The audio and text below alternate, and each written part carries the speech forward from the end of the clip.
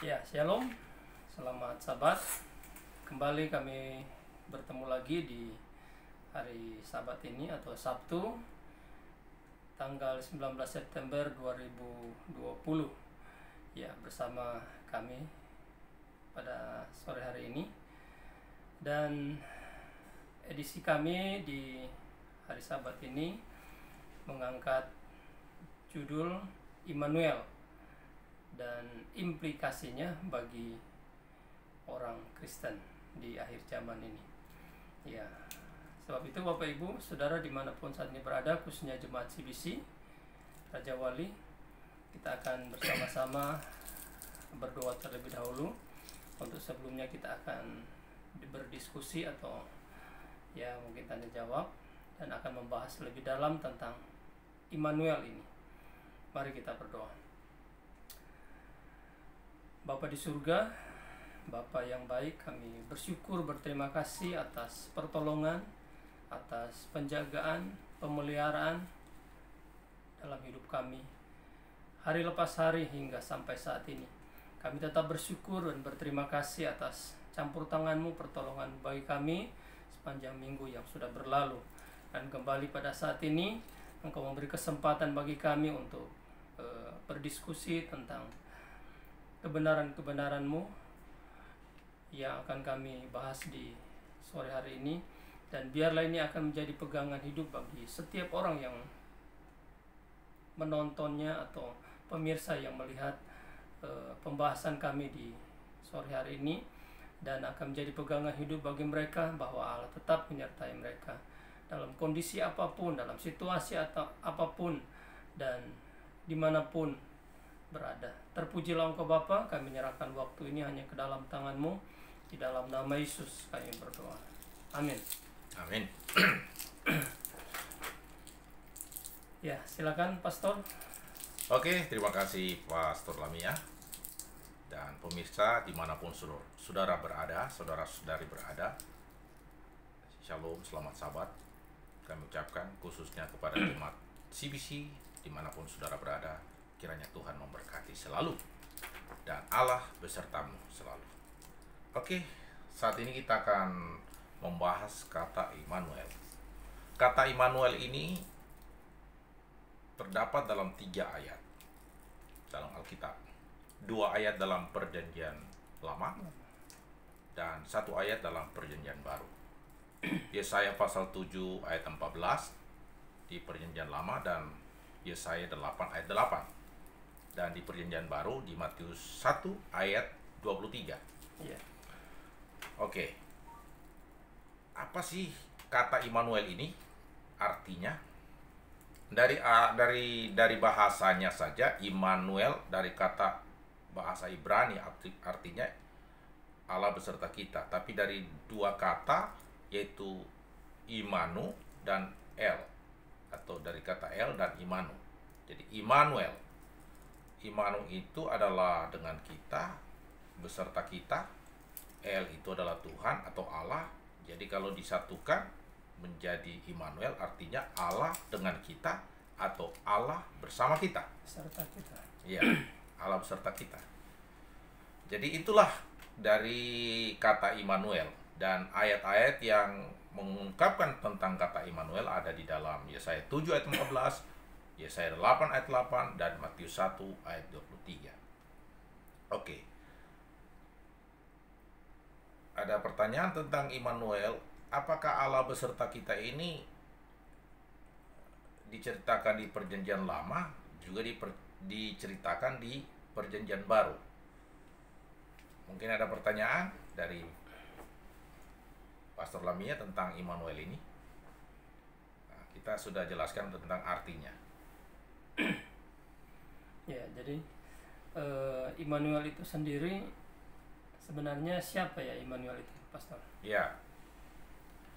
Jadi kalau kita membaca kitab Yesaya, penafsiran kitab mengatakan dalam Yesaya pasal 7 ayat 14 itu menceritakan tentang Mesias yang akan datang.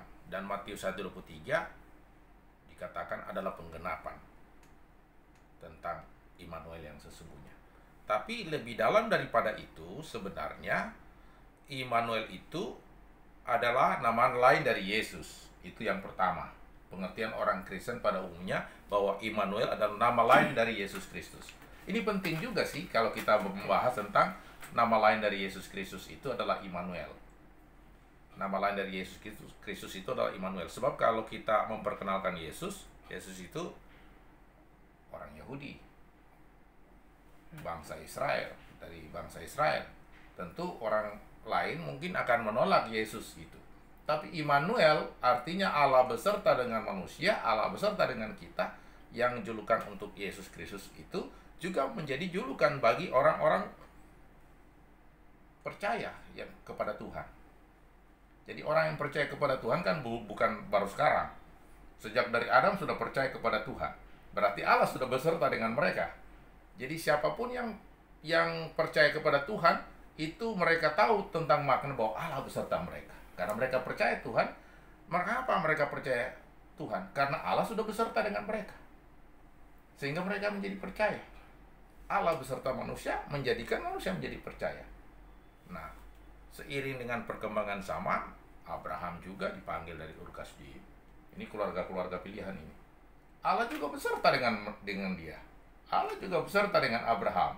Jadi Immanuel itu adalah Allah beserta nabi-nabinya juga bisa.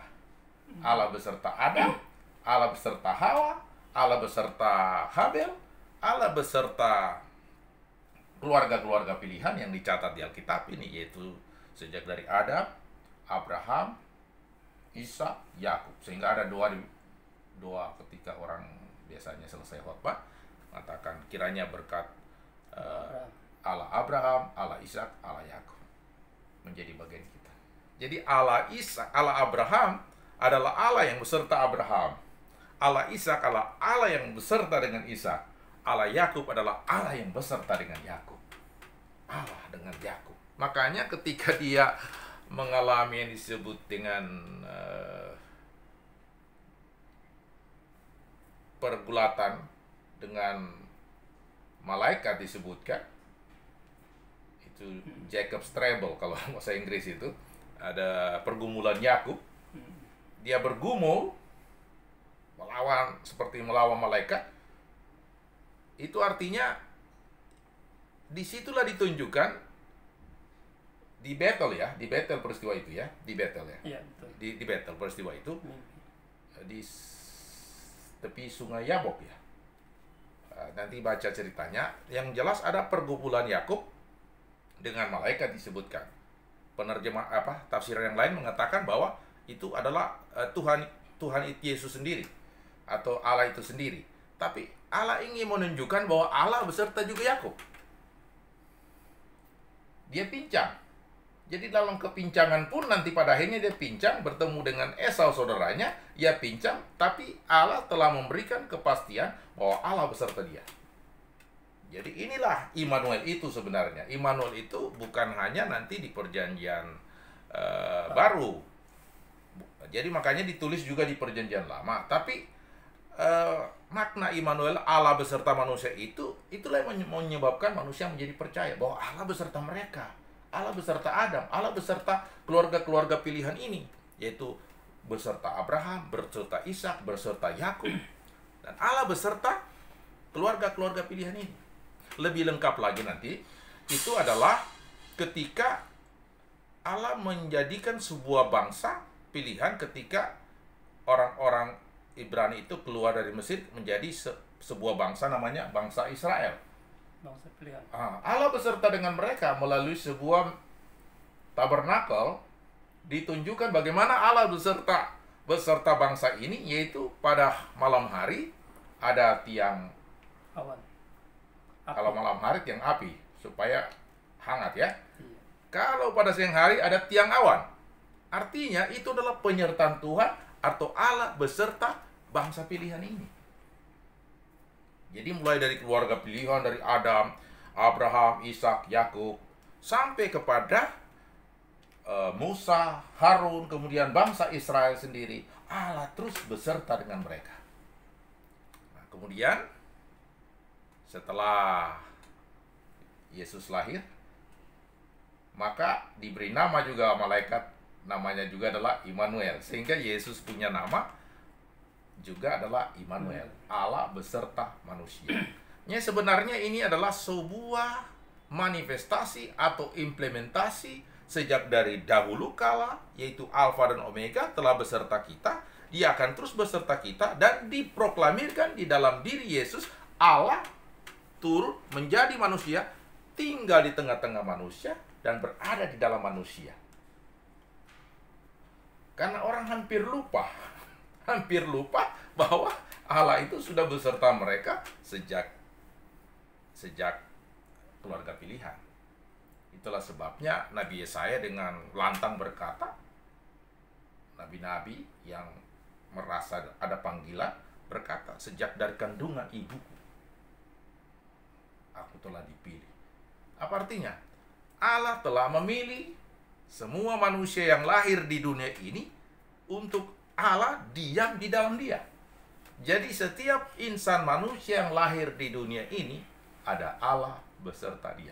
Ini yang harus kita ajarkan kepada orang banyak, bahwa ketika manusia lahir di dunia, Allah beserta dia. Luar biasa kan? Jadi Allah beserta dia. Jadi tidak ada satupun manusia yang lahir di dunia ini tanpa Allah beserta dengan dia. Jadi jangan pernah lagi berkata bahwa hidup sendiri, kita ini hidup sendiri. Tidak. Kamu tidak hidup sendiri karena Allah beserta kita. Oke. Sampai kepada bangsa pilihan tadi, Pak. Sampai kepada bangsa pilihan, kita masuk kepada ketika Yesus tersalib. Kan Yesus sudah diberi nama. Ketika kelahirannya namanya juga adalah Yesus, tapi juga nama yang kedua adalah Immanuel. Nah, sering ini jarang diajarkan ya. Jarang diajarkan. Betul? Pemirsa di rumah. Betul? Banyak orang tidak mengajarkan Immanuel ini bahwa Allah beserta manusia. Allah di dalam manusia. Ini yang perlu kita mau gali supaya implikasinya bagi orang Kristen di akhir zaman nanti akan menjadi lebih kuat, mereka lebih percaya kepada Tuhan bahwa Allah beserta mereka juga. Bukan hanya nama Yesus Allah Immanuel, tapi Allah Immanuel itu juga telah memanifestasikan dirinya di dalam diri setiap insan manusia sejak dari lupuk kala. Cuma mau diwujudkan kembali supaya manusia sadar bahwa aku telah menyertai kamu senantiasa. Itu, Pak. Oke, ada pertanyaan lagi? Mungkin dari Avi? Ada pertanyaan, Vi? Oke. Pak Lamia? Pastor Lamia? Nah, sampai pada umat pilihan ini ketika Yesus tersalib, sampai akhir zaman, sampai akhir sejarah dunia, Allah akan terus beserta manusia. Karena manusia adalah ciptaan Tuhan. Nah, pasti Allah beserta manusia. Apalagi mereka yang dipilih untuk memberitakan perbuatan yang besar dari Allah, yang disebut umat pilihan, yang dikhususkan untuk memberitakan perbuatan-perbuatan yang besar dari Allah yang kita sebutkan sebagai imamat yang rajani pada episode yang lalu. Imamat yang rajani untuk memberitakan perbuatan-perbuatan yang besar dari Allah. Jadi kita imamnya juga di dunia ini, Allah beserta kita. Dan kalau Allah beserta kita, maka itu berarti Yesus mau menegaskan, beritahukan kabar ini kepada orang banyak bahwa Allah beserta mereka, keselamatan menjadi bagian mereka, dan Yesus memberikan jaminan, aku menyertai kamu senantiasa sampai akhir zaman. Dari Allah beserta kita sampai akhir zaman. Ini kabar baik, bukan? Kabar baik. Nah, kabar baiknya kenapa kata Immanuel ini yang menjadi kabar baik? Karena intisari dari kata Immanuel ini puncaknya adalah keselamatan. Allah adalah keselamatan kita. Allah adalah penyelamat kita. Allah adalah juru selamat kita. Ini dia punya kesimpulan terakhir. Jadi kalau Allah itu pengertiannya Immanuel, Allah beserta kita, atau Allah dengan kita, Allah bersama kita, Allah di tengah-tengah kita, Allah di antar kita, Allah di dalam kita. Rasul Paulus memberikan nasihat kepada jemaat Kolose lebih dalam, bahwa Allah bukan hanya di tengah-tengah kita, tetapi juga di dalam kita. Kolose 1 ayat 26-27 dia berkata bahwa Kristus ada di tengah-tengah kamu. Itu terjemahan biasanya. Tetapi bahasa King James Version itu Christ in you. Allah di dalam kamu. Itu juga Immanuel. Itu Immanuel. Pengertian Immanuel itu kan sama itu. Jadi Immanuel itu walaupun hanya dituliskan, hanya ada 3 ayat menyebutkan kata Immanuel secara tersurat, tapi secara tersirat sejak awal penciptaan manusia jatuh dalam dosa sampai akhir zaman, Allah beserta manusia. Itu implikasinya bagi kita hari ini. Kalau Allah beserta manusia, berarti Allah memastikan keselamatan manusia. Karena Allah di dalam manusia, Allah di dalam kita. Nah, inilah rahasia yang sering tersembunyi dari zaman ke zaman, dari abad ke abad, bahwa Allah di dalam kita memberikan kepastian bahwa kita pasti diselamatkan dan Allah tidak mungkin gagal menyelamatkan. Melalui keluarga pilihan, ada ilustrasi pada episode yang lalu, melalui bangsa pilihan, dan melalui umat pilihan. Dan Allah tidak mungkin gagal menyelamatkan. Itulah sebabnya kita harus memberitahukan kata Immanuel ini lebih dalam, bahwa Allah adalah keselamatan kita. Karena Allah beserta kita, dan pasti keselamatan menjadi bagian kita. Kira-kira begitu. Ya. Oke, mungkin Luar biasa. sampai di situ dulu mungkin. Kecuali ada pertanyaan-pertanyaan lagi dari pemirsa atau mewakili Palamia. Ya, jadi ketika manusia itu lahir di tengah dunia ini, Allah sudah bersama dengan dia. Yes, Allah tetap menyertai dia dan ada di dalam dia untuk selama-lamanya. untuk selama-lamanya. Yes. Dan dia menjamin akan keselamatan di dalam hidup manusia. Cuma terkadang manusia kurang merespon atau kurang menyadari kalau Yes. Allah ada di dalam dia. Saya mau katakan kurang sadar. Kurang sadar. Ya, jadi ada 17 tingkat kesadaran manusia. Dan ingat, kesadaran inilah merupakan serangan yang sangat hebat daripada lawan, yaitu si iblis. Ya kan? Kesempatan, ya. Kesadaran. Dia bilang begini, berjaga-jagalah, sadarlah dan berjaga-jagalah. Ada ayatnya itu kan? Ya. Sadarlah dan berjaga-jagalah, sebab lawanmu si iblis seperti singa yang mengaum-ngaum mencari mangsa yang dapat dilulurnya. 1 Petrus 5. Iya. Jadi sadar dan berjaga-jaga. Apa yang perlu kita sadari? Immanuel itu Allah beserta kita, Allah di dalam kita. Nah, kalau kita sadar Allah beserta kita, maka kita tidak akan bisa melakukan hal yang membuat kita katakan Tuhan tidak tahu. Kita tidak bisa bersembunyi dari Tuhan, karena Tuhan dalam kita. Itulah sebabnya dalam cerita Allah beserta manusia itu Allah beserta Yusuf. Makanya Allah beserta Yusuf di rumah Potifar, ketika digodain di rumah Potifar, istri Potifar, apa yang jadi? Apakah aku akan berdosa di hadapan Bapa? Aku tidak akan mau berdosa di hadapan, melakukan dosa yang besar di hadapan Bapa. Apa artinya? Dia tahu bahwa Allah beserta dia. Dan dia tahu Allah di dalam dia. Jadi Allah di dalam diri manusia, Allah beserta manusia itu sejak dari manusia diciptakan. Sejak manusia lahir. Sejak Adam, sejak sampai akhir zaman, Allah akan tetap beserta manusia. Karena ini ciptaannya. Ciptaannya.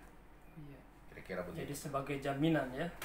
Jaminan keselamatan bahwa Allah akan tetap bersama dan menyertai terus Iya. sampai akhir hayat. Makanya dikatakan, aku menyertai kamu senantiasa sampai akhir zaman. Penyertaan Tuhan kita itu memberikan semacam kepastian. Banyak orang katakan, ya biar Tuhan besertamu hari ini dimanapun kau berada. Terus banyak bilang, kenapa dia celaka? Apa Tuhan tidak beserta dia? Ya kan begitu. Mungkin tidak berdoa di Mungkin dia tidak berdoa. Allah tetap beserta dia sekalipun dalam kecelakaan. Allah beserta dengan dia sekalipun kematian menimpa dia. Karena Allah beserta dia bukan hanya sekedar fisikal, tapi keselamatan jiwanya telah digaranti oleh Allah beserta kita itu. Luar biasa. Itu keselamatan yang pasti karena Allah beserta manusia. Nah, ini nanti ada hubungannya. Kenapa sih kita di dunia ini ada yang mati, ada yang kena kanker, ada kena penyakit? Kenapa? Padahal dia rajin ke gereja, rajin ibadah, Allah beserta dia. Kenapa ini? Apakah Allah tidak beserta dia? Sehingga agama mengatakan, carilah dia. Mungkin kau jauh dari Tuhan, mungkin kau kurang beriman dan sebagainya. Allah tidak pernah keluar dalam diri manusia karena Allah beserta manusia. Cuma kita kehilangan kesadaran tentang Allah di dalam diri kita. Episode berikut mungkin kita akan bahas lebih dalam lagi tentang hal yang lebih mendalam. Kenapa hal-hal itu bisa terjadi? Kenapa kita sudah orang menjadi orang yang setia kepada Tuhan, ditimpa malapetaka, seperti Ayub, ya kan? Betul. Ada yang sudah setia, tapi mati lebih cepat, banyak penyakit, kena cancer, dan sebagainya. Padahal setia melayani. Nah, ini yang kita akan bahas tentang episode depan, tentang apa yang disebut dengan akibat dosa dan upah dosa. Sebab banyak orang yang mencampur adukan antara akibat dosa dan upah dosa. Betul. Nah, Alkitab bilang dalam Roma, Alkitab katakan ya, Roma 6:23 berkata, sebab upah dosa itu maut. Maut ini artinya mati kekal, Pak. Iya. Artinya tidak ada keselamatan. Minggu depan kita. Minggu depan kita bahas. Tetapi karunia Allah ialah hidup yang kekal. Nah, bagaimana itu kita akan lebih dalam membahas tentang upah dosa dan akibat dosa. Nah, tapi Immanuel udah clear pada sahabat ini. Oke, terima kasih. Ya, Kita serahkan kepada Pastor Lemia. Terima kasih Pastor Dani yang sudah menyampaikan judul kita pada sore hari ini, pada sahabat ini, tentang Immanuel dan implikasinya kepada orang percaya di akhir zaman ini.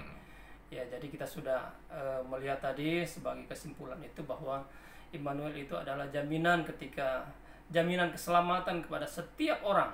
Nah, jadi bukan hanya pada orang yang percaya, tapi orang yang lahir di dunia ini Allah sudah menggaranti dia bahwa Allah akan tetap menyertai dia sampai akhir hayat atau sampai akhir zaman. Ya, baik pemirsa dan jemaat CBC dimanapun saat ini berada, kiranya Tuhan tetap memberkati dan menyertai. Allah Immanuel beserta kita selalu. Tuhan Yesus memberkati.